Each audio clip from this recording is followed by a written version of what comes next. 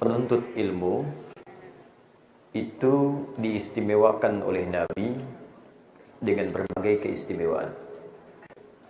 Di antara hadis yang sering dikutip oleh para ulama dalam kitab mereka untuk mengingatkan keistimewaan penuntut ilmu adalah hadis riwayat sahabat Abu Darda radhiyallahu taala anhu, tersebut dalam Sunan Ibnu Majah nomor hadis 233.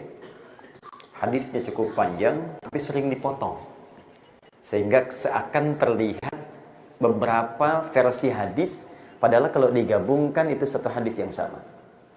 Nabi bersabda, "Man salaka tariqan yaltamisu fihi 'ilman, sahalallahu lahu tariqan ilal jannah."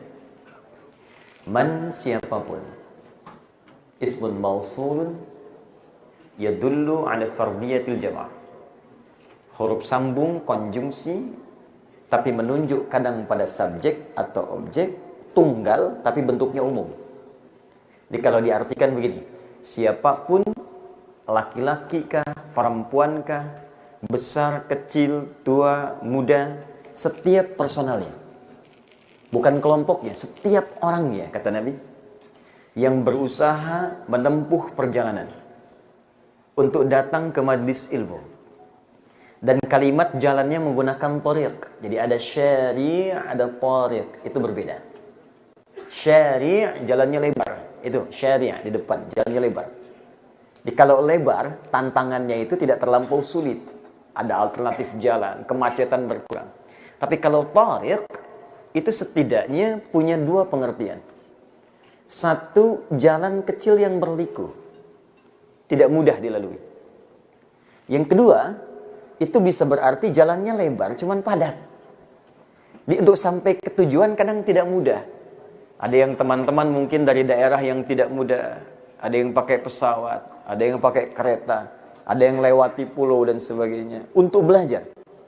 Maka apa kata Nabi? Siapapun yang menempuh perjalanan dengan suasana tadi, untuk belajar pengetahuan walaupun sedikit, pakai nakirah. Mungkin belajar satu hadis, satu huruf ayat Al-Quran. Sahalallahu lahu tariqan ilal jannah.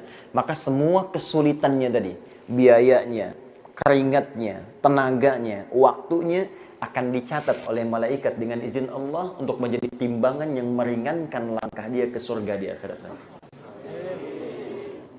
Ya, jika ikhlas dia belajar. Kemudian ini yang menarik, wa innal malaikata, belum selesai hadisnya. Dan sungguh para malaikat itu la tad'u ajnihataha ridhan li talibil ilmi. Membentangkan sayapnya sejak penuntut ilmu itu keluar dari tempat dia tinggal.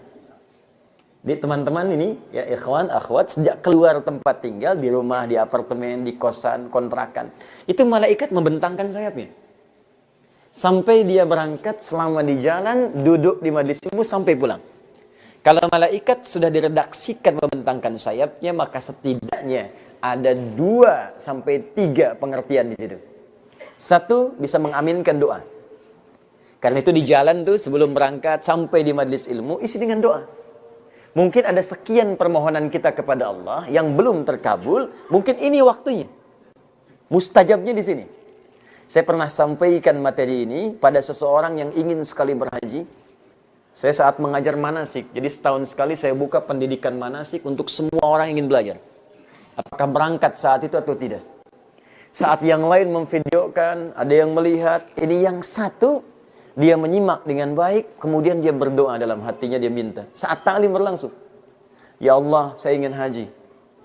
Tapi saya tak punya kemampuan untuk berangkat saat ini. Tapi saya seakan merasa di depan Ka'bah, ya Allah, nangis dia. Pulang-pulang dia kemudian jadi imam di musalla, dia bacakan rangkaian ayat haji Al-Baqarah 196 sampai 203. Tiba-tiba terdengarlah oleh seseorang makmum di belakang. Bapak imam di sini? Iya. Musalla di sini? Iya. Bapak tadi baca ayat-ayat haji ya, Pak? Iya. Sudah haji belum? Belum. Pak, tahun ini haji ya. Saya ongkosin pakai warna plus. Ijabah. Ya, boleh jadi ada yang kelihatan belum ada jodohnya, ya Allah. Minta. Pekerjaan ingin dimudahkan, minta. Ya. Yang kedua itu istighfar. Jadi begitu Anda istighfar, malaikat mengatakan amin ya Allah, ampuni dosanya. Makanya orang-orang yang rajin ke majelis ilmu itu direkomendasikan oleh para ulama di antara hal yang bisa menurunkan maghfirah Allah itu majelis ilmu. Pernah dengar orang yang pernah membunuh 100 orang? Wah, mabuk dia. Wah, itu mabuknya udah khatam, jangan saingan. Ya. Mabuk khatam. Maaf, berkelahi khatam. Bunuh orang 99. Konsultasi dikasih tahu ini sulit tobatnya. Makanya nanti kalau ada imam, maaf ini, ada ustadz jangan terlampau keras. Ya. Kalau memang ada orang ingin berubah, berikan jalan untuk berubah. Ketika kemudian tidak ada jalan, kata orang ini sulit taubat, bunuh sekalian. Genap 100. Konsultasi pada seorang syekh, Allah selalu membuka jalan untuk kembali. Tidak ada manusia yang sempurna. Maka diberikan jalan orang ini yang paling bagus. Datanglah pada ustadz fulan, cobalah engkau datangi majlisnya, dan minta bimbingan untuk kembali kepada Allah Subhanahu wa taala. Di ketika orang ini ingin taubat, ditunjukkan ke majelis ilmu. Di jalan dia menangis, ya Allah, aku ingin taubat. Ya Allah, istighfar dia. Aku ingin berubah. Qadar Allah belum sampai ke masjid itu, belum sampai ke majlis ta'limnya, tiba di pertengahan. Jadi kalau ini majlisnya, baru di tengah-tengah lebih sejengkal sedikit. Dia berharap datang ke majlis ilmu, di pertengahan maut datang lebih cepat menjemput dia. Meninggal seketika pada saat itu dalam keadaan sedang taubat. Maka apa yang terjadi? Turun perintah Allah seketika mengantarkan, diterima taubatnya, kemudian diperintahkan untuk memasukkan dia dalam golongan hamba Allah yang soleh dengan surganya. Di sini yang dimaksudkan Quran surah ke-4 An-Nisa ayat yang ke-100 itu. Paling kiri sebelah bawah di mushaf. Perhatikan kalimat Qurannya. Ketika Allah menyebutkan golongan-golongan orang-orang yang hijrah. Hijrah itu berusaha meninggalkan yang dilarang oleh Allah, berubah menjadi baik. Maka di antara mereka, ada yang langsung diisyaratkan oleh Allah Subhanahu wa taala. Wa may yuhajir fi sabilillah yajid fil ardi muraghaman katsiran wa sa'a. Kalau ada orang yang berinisiatif berubah jadi lebih baik. Ingin hijrah, saya mau tinggalkan miras, saya tinggalkan. Saya tinggalkan yang haram, saya ingin lebih baik lagi. Kalau dia kemudian taubat dan masih hidup ada kesempatan beraktivitas, kata Allah, saya akan berikan kepadanya satu ketenangan. Jadi kalau hijrah pertama kali yang didapat bukan dunia, tapi perasaan lebih tenang. Kalau nggak percaya silakan. Anda jarang ke masjid, tiba-tiba kemudian pengen ke masjid. Sekali Anda terbiasa jadi ahli masjid, ketenangan akan hadir dalam jiwa. Anda jarang baca Quran, tiba-tiba pengen baca Quran. Sekali Anda baca Quran, ketenangan hadir dalam jiwa. Kalau tak percaya silakan. Anda masuk masjid saja, tenangnya sudah beda dengan yang di luar masjid. Apalagi dekat AC, tidur aja. Saking tenangnya. Ya, itulah hidayah. Tapi kalau kemudian tiba-tiba, ini yang dimaksud ayatnya. Wa may yakhruj min baitihi muhajiran ila Allah, thumma yudrikhul maut faqad waqa'a ajruhu 'ala Allah. Ini ayat mengisahkan salah satunya pengalaman orang tadi di masa lalu.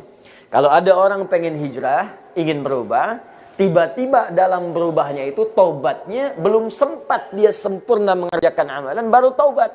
Maut datang lebih cepat dari apa yang dia bayangkan. Diterima taubatnya, dituliskan pahalanya dan surga menantinya. Maka berbahagialah teman-teman di antara sekian hamba Allah yang hadir saat ini, tinggal menetap di Korea atau Busan sekitarannya, kita yang diperkenankan oleh Allah hadir di majlis dan masjid ini. Mudah-mudahan ini jadi asbab hidayah untuk kita semua dan termasuk dalam hamba-hamba yang dianggap soleh oleh Allah Subhanahu wa taala.